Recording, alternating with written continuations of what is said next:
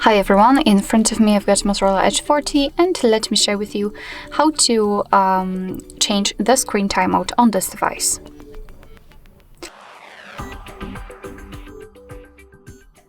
So first of all we have to find and open the settings, so let's tap on it and here let's find the display.